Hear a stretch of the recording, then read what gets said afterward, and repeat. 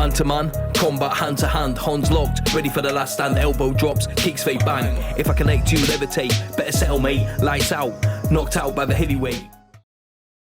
All right, it's Toby from Heavyweight MMA here today with a good friend and one of Australia's leading exercise physiologists, Mr. Glenn Phipps, owner operator of Movement Lab. Good to see you, bro. It's been a while. Hey, mate. How you doing?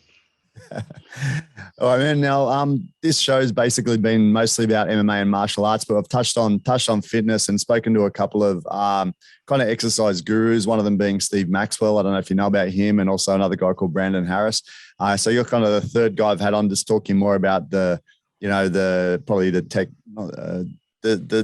science, because these guys aren't scientists, maybe not as highly skilled as you in some ways, I would say, but just trying to get that other side of martial arts and that people don't always talk about. Having said that, yeah. I still use there's an exercise I learned from a Steve Maxwell video years ago, and I actually still use it in some of my warm-ups. It's just he had an exercise for his shoulders where you hold a weight plate and circle it around your head, and I still use that actually. Pretty sure I pirated a video about 20 years ago of his. He's a very influential guy, man. Like, there's a few things that I do in my daily routine based 100% just on listening to him on Joe Rogan and then looking up his work a bit further and watching his videos and stuff. Like a few of those basic health routines in the morning that he's taken from really old sort of cultures. It's kind of funny. Now, man, you had a bit of experience with like MMA and BJJ from memory, especially. I remember that you were saying you're having a few MMA fights a while back. Can you tell me about that, man? That was certainly a while back. Showing my age a bit now, but that was when it wasn't cool.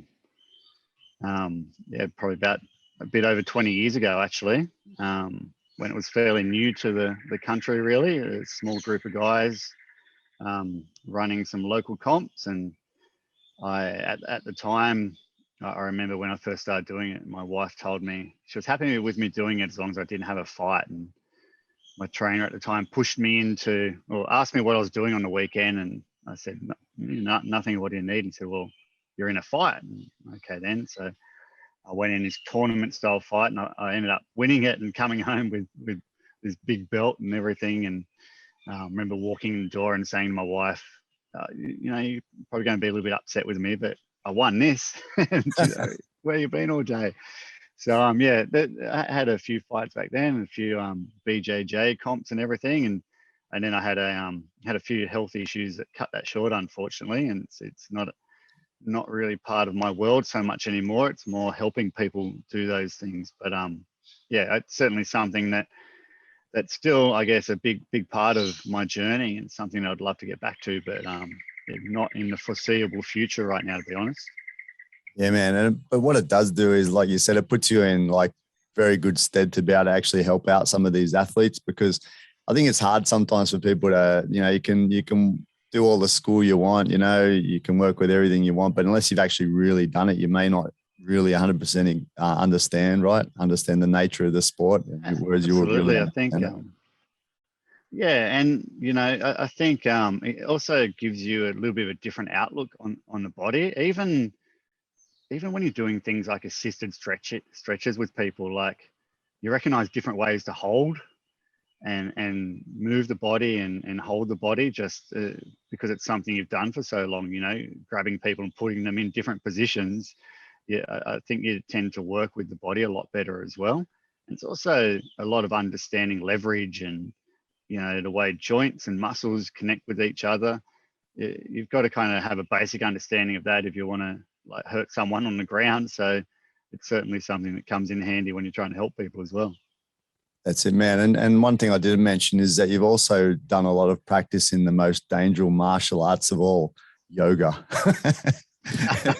Just joking. But yeah, you've done a bit of yoga as well along the way, right? And not really yoga as well. Well, yoga. I initially started yoga, I guess, to help with my BJJ. Like, I was an inherently very tight person. Like, actually, even at school, I couldn't sit. In primary school, I was the only kid in the class that couldn't sit cross-legged on the floor. and which allowed me to sit up on my knees in the class. So I think that was what probably started my school career as a smartass, because I was always a little bit higher than everyone and was the only kid allowed to do something different. Yeah. But yeah, so I got into the yoga stuff just to really help me move a little bit better. But then, there was a lot of questions I had with yoga and a lot of stuff that just seemed, I guess, a little bit sus to me, like things you'd hear teachers say that I just felt didn't really come from a place of really understanding the body, and it was just kind of regurgitating things that they'd heard. And so I went on to study more about body myself, and a lot of the yoga teaching I did was to athletes, and I found that I think in a lot of ways the yoga stuff I was teaching them wasn't necessarily what they needed. So I came up with my own thing called Not Really Yoga. Yeah, man. Hey, on that, was that also not just the regurgitation of the physical side of things, but that also like a little bit against it? Because, yoga's got kind of that spiritual side as well. Is that something that you weren't really so interested in? Because that's what I kind of find, like when I've done yoga, I kind of appreciate like the exercises themselves that I've done, but I'm not so into the namaste and all the like feelings behind it. It's just doesn't suit my sort of personality. Yeah, I think there's a lot of a lot of dogma in it, and a lot of people doing things that are really inauthentic. I think you'll see a teacher in there talking about connecting and namaste, and then flip the bird at someone as they drive out of the yoga car park. And I think there's a lot of not really living true to it. Having said that, there was a yoga teacher that I had who really did kind of live that stuff, and I loved his classes because they came from a place of understanding and being authentic around what he was talking about. But I think a lot of the days you get yoga seems to be, you'll have a girl who was this might not sound very good, but you'll have a girl who was a dancer and she's super bendy and decides to jump on this yoga craze, does her 200-hour yoga teaching. Next thing she's like a spiritual guru. And to be fair, one, she probably doesn't really have the kind of the life history to really talk too much around that kind of guru stuff, and also hasn't had to have the battle of getting to that point of being able to touch your toes or enter these poses, because they've just come so naturally. And I think one of the reasons why I became quite good at teaching yoga is because it was a struggle for me to even just touch my toes initially. Like, you really had to understand how to do those things. But in terms of your question, the spiritual stuff, I think it has a place for some people if you have the right person talking to you about it, if it's coming from a place of being authentic. But in my experience, I think that's very few and far between in this country. Yeah, man. And do you think it links itself well? I mean, just as a general rule, I don't really know details of different types of yoga, etc. But as a general rule, does it link pretty well with BJJ or MMA as an example, to be doing something like that works on flexibility and different types of strength, mixing up with that hardcore sort of training? Well, I think any training that the best training someone can do is the training that's designed for them and their goals. I think blanket approaches to training are always going to have some sort of compromise. So for me, because I work with so many different types of athletes, initially, all I'm doing is trying to figure out what they can't do. So looking at what they can and what they can't do. And the first thing to really look at is how can we get to the point of making those things they can't do into something that they can. And that might be, let's say it's something as simple as they might lack some rotation on one side with their hip. That's not going to be isolated to just their hip. That's going to have a knock-on effect to a lot of different positions in their body. And the big thing right now in the industry to talk about is weak glutes, or like working your glutes and doing all this sort of thing. And I think a lot of times people focus on doing something to make an area of the body stronger that doesn't necessarily result in making that part of the body, I don't want to say the word functional because it's a word that's so hijacked, but doesn't necessarily mean that we can use that muscle better. I think particularly for something like BJJ and MMA, we need to make sure that we're good at having command of our body in all these different angles. And I think, just training hard for the sake of training hard, or just doing a yoga class, they're a good start, but they're always going to be a compromise. Yeah, man. And like you said about buzzwords, pretty much like strength and conditioning as a general sort of buzzword for MMA is really big right now. Everyone talking about it, and there's all people starting to make money out of being a strength and conditioning coach for MMA. Could you talk a little bit on how you approach like strength and conditioning, or what you've done with MMA fighters, where I don't know if it's just strength and conditioning? Are you working with flexibility? Are you just working with improving their general movements? What sort of work do you do with them, or people you have worked with? Okay, so the first thing I'll do is, as I said, just look at what they can't do. Because there's no use in me throwing someone into, a heavy strength program, knowing that there's some sort of deficiency there, because they're going to be the things that not only going to be highlighted, on the mat or in the ring, but they're also going to probably come unstuck during the actual training. You might be something that initially just looks like some poor technique in lifting, but it also might be the thing that makes them come unstuck with injury. So I look at it I've got a few different streams that I look at it. So one is to restore that joint motion. And in some cases, you might find that an old injury, maybe an ankle sprain or something, has changed really the way you hold yourself in terms of your weight side to side. Like when we put people on like a pressure plate, you might find that the old ankle injury might only have like 20% weight on that foot when they stand on it. So that's going to have this knock-on effect in how you hold your hips and shoulders and everything else. So that's going to be part of what we're going to chip away at throughout their program. But that's not necessarily a thing that's going to increase their strength or conditioning. That's just, I usually kind of just give homework and little exercises for that. The other stream of things I look at is the strength and conditioning and being fit for what you're doing as such. Knowing that fitness is a term that means that we're able to do the thing that we're training for. So in that, we'll look at, what sort of progressing through aerobic training, knowing that different types of intensity of training come with different adaptations. Generally we look at cardiovascular training, some long kind of slower training. I look at it from progressing from the inside out. So we might see things like, changes in blood plasma and cardiac output. Into higher intensity training, might see things like, muscle enzyme upregulation and, more kind of distal adaptations in the muscle. So we want to progress through those things, because if we just stay at one intensity of training, we don't get that broad spectrum of adaptations. So that's how I'll approach that part. And then in the flexibility training, I've got what I call a 4-phase flexibility formula. And it's, I actually have a book coming out on that at some point. But the thing with flexibility is I have not yet seen anyone look at it in a progressive fashion.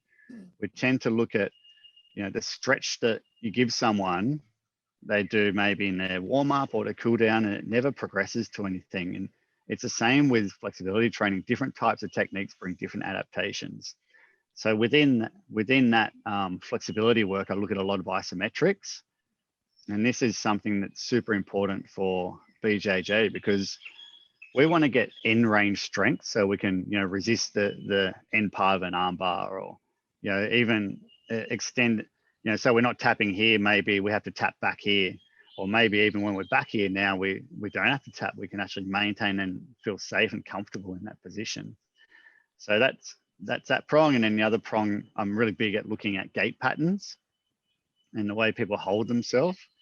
And I feel that if I have someone come in with a pretty funky gait, which you'd be surprised, it's quite a very high percentage of people. I feel like if I haven't made an impact or change with that, I probably haven't actually really done anything. Like by gait, you just mean the way they're standing, is that correct? The way they walk. The way they walk. Because the way we walk is really an expression of what our body has access to when we load our joints. And when we're loading our joints in that fashion, it's not a voluntary contraction. It's not like I want to lift something and I contract my bicep to bring my hand towards my shoulder. When we're walking, it's more an action of muscles reacting to the way joints are moving, and muscles are looking to decelerate motion.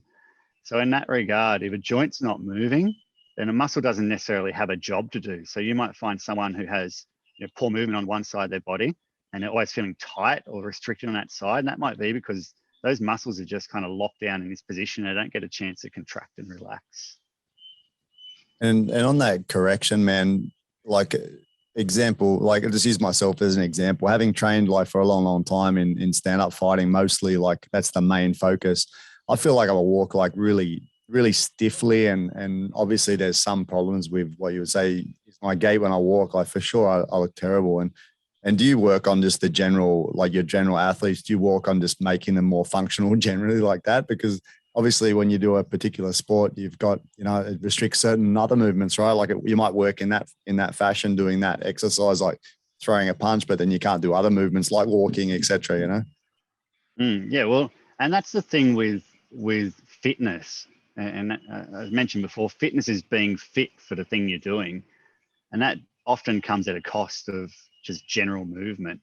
So, like most people, would say nearly all people tend to have one fighting stance, right? Like they don't tend to, fight southpaw as well, Yep. And so that's going to come with some sort of adaptation in terms of if you're doing it all the time, like if you're training every day and that's all you're doing, you might find that you do lose some rotation in some joints, and that might go on to affect the way you walk for sure. And something you mentioned just a minute ago, I was interested in talking about with you as well.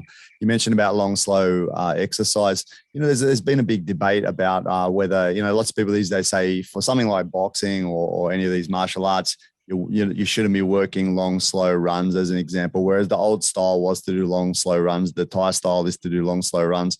And I always felt like there was some sort of benefits, but I can't quite explain what it is. For me, I was kind of thinking it feels like it gives you some sort of overall, like when you're approaching a fight, it's more than just that moment of fighting for 2 seconds. You're actually kind of mentally and everything fighting for, lead up to the fight until after the fight and everything. It's a long time. And I feel like those long runs sort of helped me and somehow for that. But can you explain, like physically, is there any benefit to long, slow runs? Because I always felt like there was. Yeah, I think there is. I actually did a bit of work with Anthony Mundine, and when he first came and saw me, that's all he was doing. Every morning he got up and did long, slow runs, and he's just like, I'm not going to change that. And I think for someone like him, besides the physical benefits, I think there's a lot of mental benefits too. Like just, it gets hard. And I think it's that ability to kind of keep going. That I think that's one of the things that you really get from long, slow runs. And when I say slow, you're not plodding. Like it's something that becomes hard, and it's something I think a lot of people don't really want to do. So I think there's a mental toughness component to it. I think in terms of physical benefits, with most things, when you continue doing them at a point beyond where you're getting adaptations, there's definitely diminishing returns from it. So if you're just going to get up every morning and do a 10K run, at some point, like initially, you'll certainly get a lot of benefits from it, but at some point that will stop. And that's similar to people talking about running for weight loss, right? So people say you can't lose weight running, but you do initially. And the reason people don't lose weight running is because they keep running the same speed and the same distance. If you were to either increase your speed or distance, you'd probably find that you would continue to lose weight and continue to get fitter. But for most people, what they need to do is gradually probably decrease their distance and increase their speed. Yeah, man. Hey, and jumping back to like MMA and I just basically any combat sports, which is a massive generalization, I guess, but but we kind of have to talk in generalizations. Otherwise we'll be going all day. What sort of recommendations would you have for people, just like your hobbyist, man, or people that are competing at a low level, you know, like how would they be able to improve themselves? Because not everyone's going to have access to someone like you, but they do have access to online things, your books or whatever. How can people, you know, balance themselves like you're talking about, and how can they then approach the improvements they can make through strength and conditioning, etc.? I think the first thing is to realize your strengths and weaknesses. A lot of people get caught in a trap of training the things that they're good at, or just training the things that they like. And I think you've got to be able to ask yourself for every exercise you do, why am I doing this? And is there a better thing to do? And I say that to a lot of the PTs that I mentor as well, that you should always be able to answer a why about every exercise that you give somebody. And I think in a lot of cases, what we're seeing these days with, you know, like the onslaught of, you know, these short, high intensity classes where, you know, trainers just come in and jot down 5 exercises on a whiteboard and off you go, is that we're just seeing exercises thrown together for the sake of being hard, and they're just not meaningful. So I think the first thing to do is really bring meaning to your training, and just analyzing every part of it and seeing if it's suitable to your goals and your body. Because if it's not, you're probably wasting a lot of time. And then what sort of resources would you recommend? I mean, it's fine to recommend your own, but what sort of what recommendations would you give? Because there's, like you said, it's a minefield, really. Like there's so many things to be looking at. Like, what do you go with? It's a really hard question. In terms of finding like programming. Yeah, I guess suitable programming, or just if there's any key sort of resources that you would recommend for general like training, I guess, like, or whether it's flexibility or the different components of strength and conditioning or anything. Yeah, there's the National Strength and Conditioning Association has some reasonable books to look at on periodization and programming, but even I think for the general public, they're probably just a little bit much. I think this is where, you know, having the ability to read a research paper is just so valuable, because at the moment everyone wants to talk about what the science says, and this is from training to the state of the world right now. Everyone's going, science says this, but unfortunately we're a society that doesn't really have enough scientific literacy, and we tend to believe headlines, and, you know, just someone will say this paper says this thing, and you go ahead and read the paper and it doesn't. So if there was anything that I would encourage people to do, it'd be to learn how to read a scientific paper, just to understand the research that comes out in terms of you know, bettering your body. But mate, looking for a broad resource on, I guess, that sums up everything I do in my career and my degree. It's a hard question. I've got one. So really, it is hard. Like to be honest, this book that I've written, that it's taken me a very, very long time to do. And in writing that book, I actually looked at everything else that was out there on flexibility and mobility, which is more the buzzword on it these days. And there were so many things missing from all of them, even the ones that I used to think were the book, you know. It's just so much. The ones that were really good are probably too science heavy and just lack in practical application. Like you look at it and go, how do I use that?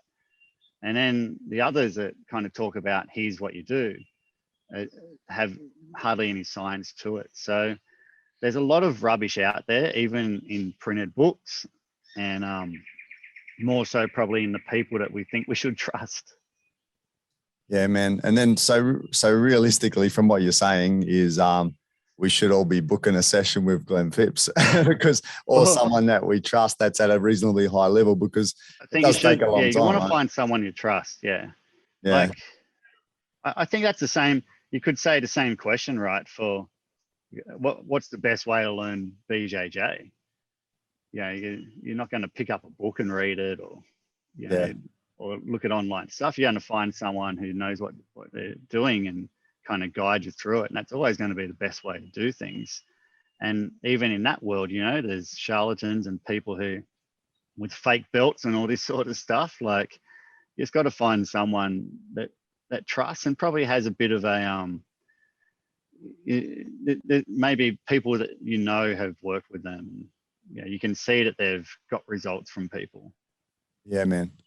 And just out of interest, man, I just wanted to take you down a path of, so if, let's say as an example that you were training someone now, like in MMA as an example, because it's the most complicated and it's such a difficult thing to arrange, but how, like, having an understanding of, you know, techniques, BJJ, wrestling, boxing, kickboxing, and then also having that understanding of, you know, cardiovascular conditioning, strength, mobility, all these things. How would you, as a real general rule, what would you base their training on? Like, how much would you dedicate to different areas of their training? Like, just out of interest. At some point, it's all the same stuff. Like, I don't see why those things have to be separated. They all come down to how well can you move, how fast can you do it, and with how much strength can you do it. And that all comes over to how good a command over movement do you have. Now, I think the places where it does change is that we need to realize that all exercises are just things that people made up. So we can just make up our own stuff too. And that might mean, you know, getting into positions where you often get submitted, or positions where you feel vulnerable, and doing some like strong isometric contractions in those positions. I think we need to, this is where it becomes, you know, I guess you got to have two strands of, one's your strength and conditioning session, the other one's your technique training. And I think in terms of the strength and conditioning, yeah, I think it's around mastery of movement. And obviously there's going to be movements that you need to be stronger in across the board. But when you break them all down and you look at the basis of what allows you to move well in all these different positions, they're pretty similar principles. And that's it. I guess you could even say that that's the same for anything from, like, you know, standing and throwing a punch to getting out from a mount position. Like, they require similar stuff. Yeah, man. Hey, another point I was just thinking, you know, that John Donaher, obviously, bit of a mastermind of Brazilian Jiu-Jitsu. Him and even Steve Maxwell kind of talk about, you know, the balance between doing the technique. So you've got, on one hand, trying to learn the techniques of BJJ, and then on the other hand, you know, strengthening the body, etc. And they seem to be moving very far away from doing those separate sessions of strength and conditioning. Is that kind of what you're alluding to a bit, that they should really integrate a lot between each other, rather than being a whole different session of, you know, doing something different? I think you need to have your technique sessions for sure. Like, you need to have, you know, repetition of movement, and, you know, getting motor patterns down, just, and having that ability to access those things that you want to do under pressure and in lots of different circumstances. But I think also, I guess, you're talking about the point I made where you're looking at being in a position and doing those contractions. Is that what you mean?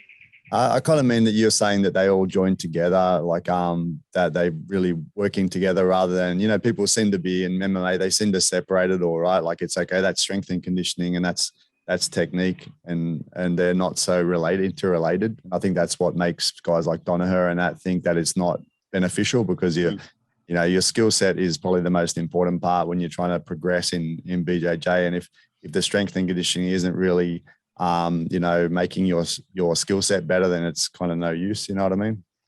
Yeah, it's like I said before, there's diminishing returns from your training when you reach a certain point. So let's say if, you know, you're a I don't know, lightweight BJJ competitor, and you can do a 200 kilo deadlift, training to get a 220 kilo deadlift probably doesn't have any benefit to you.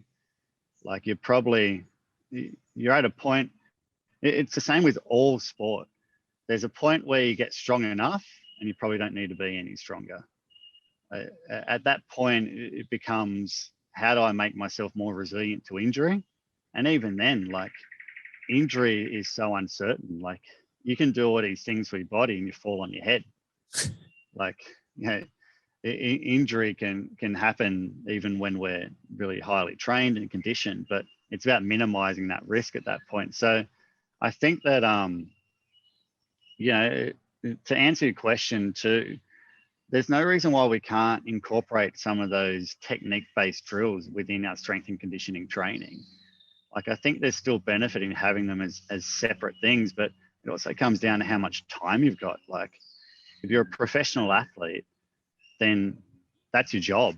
You've got time to separate those things. If you're just, you know, a dad or something that has a day job, it's pretty hard to go, all right, well, I'm going to do my strength and conditioning every morning. I'm going to train each day, and then I'm going to do my flexibility work here, and, you know, have your nutrition and everything on board. It's really hard to train like a pro athlete if you don't have the time. But if you've got the time, I think there's benefit in separating those things. But I think at some point there's also a lot of benefit in combining them as well. Yeah, man. And so have you worked with quite a lot of athletes from combat sports? Yeah, fair few. Yep. Yeah, and what's the sort of common areas that you needed to work through them with, like more so than other athletes? It's funny, a lot of the guys that I've had in the last few years from those sports tend to be coming to me with niggles because someone's told them to come and see me. There's a few of them who are really around just kind of prepping for their sport. But I think the main thing across the board is just, I guess, alluding to this conversation, is people are just so confused about what the best thing to do is, and like, how can they maximize their time. But I have seen a lot of, you know, I see a lot of knee and hip injuries, and especially in, you know, MMA, BJJ guys, you know, I guess over 35, 40, heaps of hip stuff. And the lower back seems to be one that really affects a lot of BJJ guys I know as well. Yeah, and that's probably, a lot of that's probably coming from, you know, poor hip movement as well.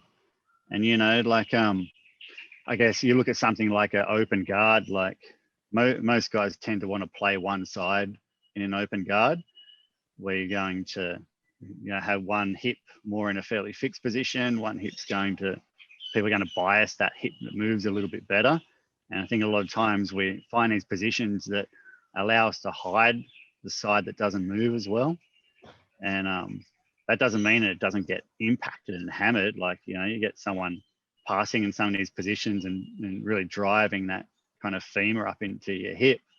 I think that, you know, there's a lot of people not working on improving those positions so they have longevity in the sport. They're kind of just looking for ways to kind of hide them.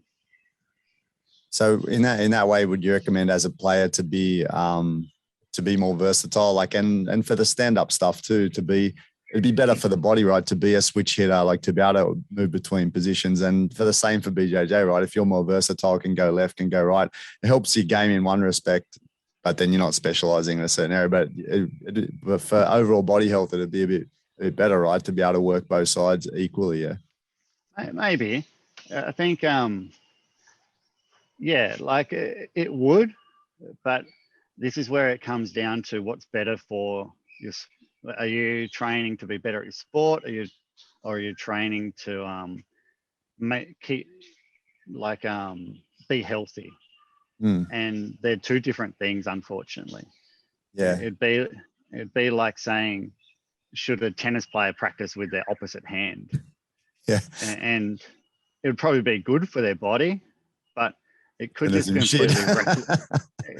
completely wreck their game, you know. And True. As well as that, it might be a bit of a waste of time.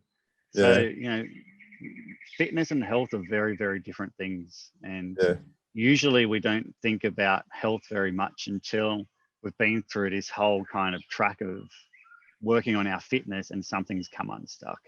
Yeah. Like you said, these guys are visiting you usually have a problem already, right? And they're probably well developed into their career that that they can't really, it's not going to be an easy fix to correct their body and everything, right? Whereas if they started in the early days with someone such as yourself, you could be balancing yourself out and try to maintain posture to avoid injury, etc. Yeah. Absolutely. I always say that when you're 40, you should train how you should have trained when you were 20. Yeah.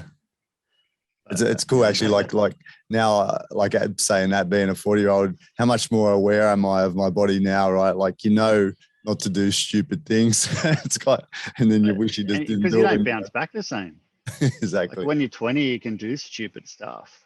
Yeah. And still go to training the next day. Like I was the king of Tiger Balm through my training. Like I would just Tiger Balm everything up.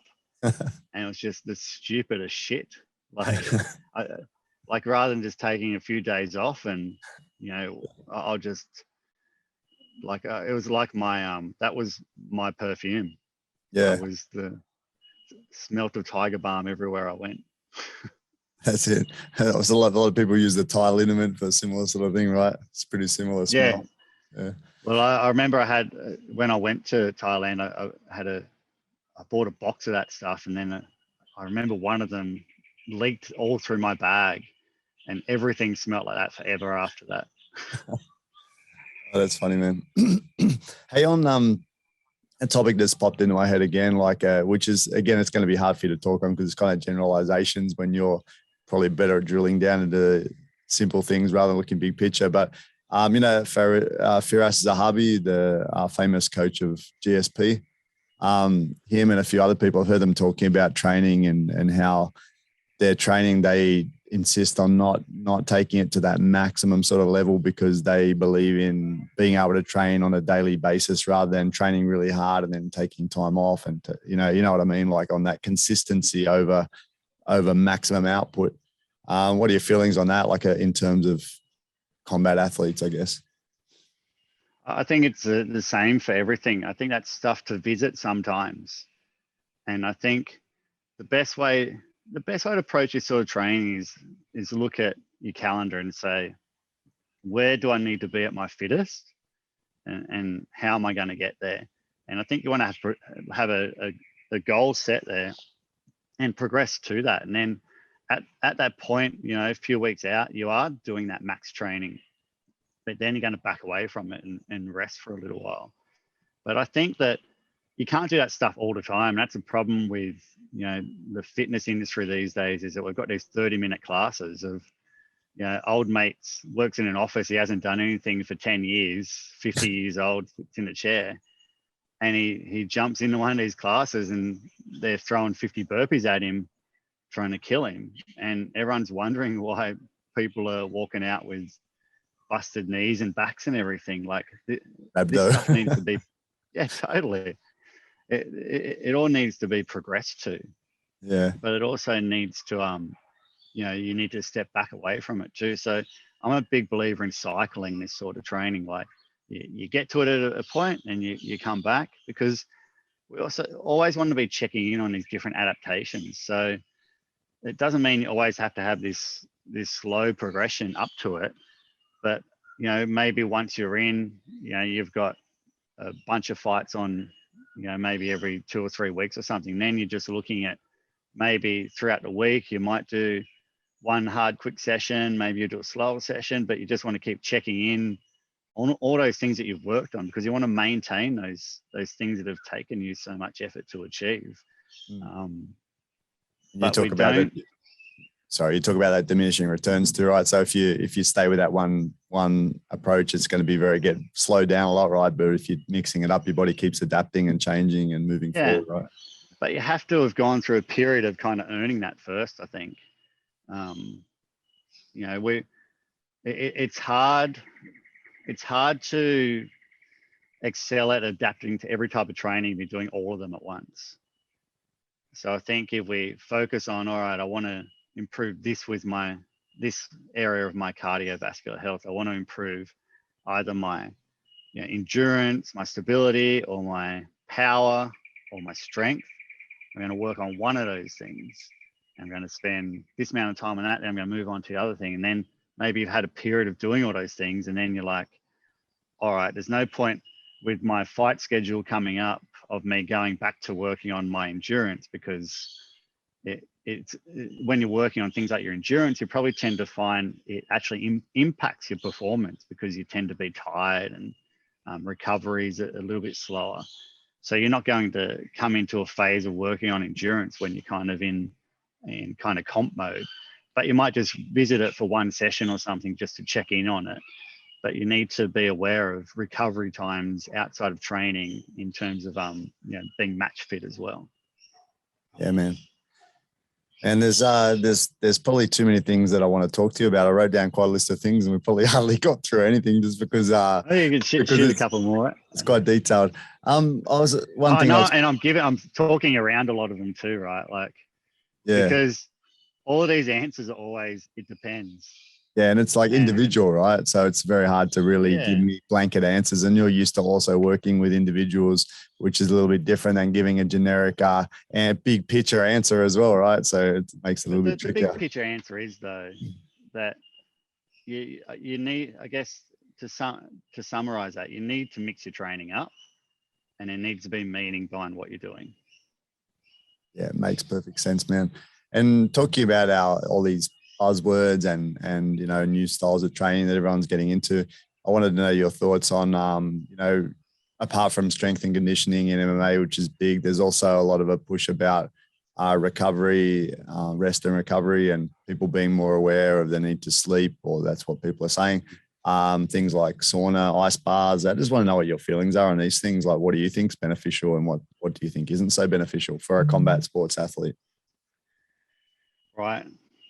So a lot of people don't like what I have to say about something, but the whole, like, I think it's funny how when you've been in the fitness industry for a while and you kind of look at the marketing behind it, people like to jump onto things other people are doing. And it tends to get this kind of massive run of people getting behind it, and everyone goes, oh, this thing works, but no one's ever kind of looked at it to figure out if it really does. And I think ice baths are a really good example of that, in that there isn't actually really any evidence of it being that good for anyone. And even if it was, you're probably going to get a similar result from a cold shower anyway. But since all of the Wim Hof stuff. That wouldn't be so easy, man. That's too easy. You just turn on the shower and get in there. You'd have to spend money. Having said that, there's probably a mental benefit from it too. But and I guess if you look at all the Wim Hof stuff, which is massive in a lot of circles right now, like, the dude's a marketing genius, right? Like, it's amazing. Like, he kind of hijacked a couple of breathing exercises and told everyone to jump in an ice bath, and dude's on stage singing songs, and I don't know what the hell is going on with that. But I think I read the paper that he talks about, and so in one of the papers he talks about he goes, a lot of his marketing is saying how these exercises improved his immune system. In one of the papers they did, he did get I think it was like an influenza virus, and it did actually show that the breathing exercises helped with his immune response. But the one of the statements in the paper was, in spite of his cold exposure. So the cold exposure actually made it all worse, as you would expect, right? Like, your mum tells you not to go outside with a jumper on because you're going to catch a cold, which is completely untrue. But we do see changes in your immune response with cold in a bad way. And the papers that have looked at recovery and all those sorts of things, some of them have actually shown recovery has been slowed by ice baths. Wow. That's interesting. What about sauna, man? Like, have you ever listened to that Rhonda Patrick? Again, I'm just like a Joe Rogan fan. She's been on there like 3 I'm not times. so. Okay. I'm a mega not Joe Rogan fan. Just for all of the reasons of trying to increase. I think it's important to increase scientific literacy. Yeah. And that's a dude that isn't. Yeah, true. He's pretty general. But the people he gets on are the ones that you can look at sometimes. Like this lady, Rhonda Patrick. Have you heard of her before? No. I'll send you something on her, man, but she's very pro sauna, and her approach, right. I think she's like a scientific person. I'm sure she's qualified from what she says and everything. Is it like a detoxifying? What she's talking about is like, she's a specialist in like longevity and things like that. And she cites all scientific articles, blah, blah. She's not like just someone coming up with something fatty, you know, she's studying a lot of different things. But the key thing that sticks with me is that she's talking about sauna and the benefits of sauna, that all these studies seem to show that it has a benefit to people's longevity, people that use sauna versus people that don't use sauna. And I haven't looked at it, so I don't really know. But, I'll send you something on it, man. It's pretty cool. And one thing from that, like it could just be like me thinking it, but from doing sauna over the last couple of years on and off more than I did before, I really feel like you just mentioned about immune system. I really feel like I'm not getting as many colds as I used to get. That could just be psychological, or I'm not sure, but it does seem like it's a benefit for me anyway. Yeah, as I said, that I don't really know, so I can't say much on it, but that's cool. I think the other thing that's a massive fad is massage guns. Yeah. Like, really, all these things are doing is they're just kind of giving an analgesic effect. Just like if you get a bite and you rub your arm, the bite doesn't really bother you that much anymore. It's a similar thing with the massage guns, and got dudes sitting here for hours doing all this sort of stuff. Like, imagine what you could do with that time that would actually make a long-term difference. Like, even if that does allow you, people will do it and they will see an increase in range of motion following. Yeah. But you're not going to maintain that for long, you know. Like, you could do something with that time that's actually going to result in long-term change. Yeah. And I just want to add on my Joe Rogan comment. It's become popular to hate him recently, but I hated him pre Eddie Bravo. So even I hated him before he started training jiu-jitsu, and when he would comment on the early UFCs, and I'd be like, this guy knows shit. Like, who is this clown? And then he started training with Eddie Bravo, and I hated him a little bit more, and now I hate him the most. The thing that I like, man, is that he, like, maybe it's since then he's improved. He does have a good knowledge of some martial arts, man. And compared to your general guy, especially commentators, man. And then I know, I'm just being deep. Yeah. And the good thing about his show is that he has these people that are motivational, and that's the biggest thing for me that I like. They show these amazing people that have done amazing things, and sometimes, of course, there's a lot of crap people on there, but there's people like David Goggins. He's a pretty incredible guy to talk about. There's people like this Rhonda Patrick, who's telling you about these amazing things. There's a Courtney DeWalters, I don't know if you know her, famous long distance runner. Like, people like that you know, you can hear how these people work and delve into them and kind of, you know, get some motivation yourself from what these people have. Like, how do they do it? I'm going to take a little piece from that person and it'll make me a little bit better, you know? So that's why I like listening to the show, and not every show, but there's some really cool people who have been on over the years that have really benefited me and made me feel a little bit more motivated to do things, you know? You don't have to justify it. Like, you can love Joe Rogan. I know. I'm just trying to give someone that hates him a good side of it. Everyone's going to hate me for saying I hate Joe Rogan. Whatever. Yeah, that's how it is, bro. All right, man. So maybe I might get on his podcast. That'd be awesome, man. You should do it. This might lead to and it'll be really awkward because I have to tell him that I hate him to his face, but he's probably like an all right dude. Maybe you should have a role first, just get it all out. Then how do I tell him I hate him when he's like a really cool dude to talk to? Like, he pretty much is, bro. I think I know a couple of guys that met him, said he's super cool. I'm sure he probably is. Yeah, man. Yeah. Hey, so we've already done an hour, man. I don't want to keep you any longer, but because of we haven't really gotten into too much detail. So if it's possible, man, down the track sometime, I'd like to grab you again and talk a bit more in detail about some things, if that's all right, man. Yeah. If you want to maybe throw me some specific scenarios or something, maybe I can answer them a little bit better, rather than just saying it depends and people that everyone loves and ice bars suck and I'm just kind of here ruining dreams. Next time we can talk about CrossFit. I think that's the way. And F45 even better because you do it from the screen there, bro. I already touched on that, really, didn't I? So yeah. All right, man. So anyway, thanks so much for your time, Glenn, and hopefully we can catch you soon. All right, thanks, mate. That was awesome. See ya.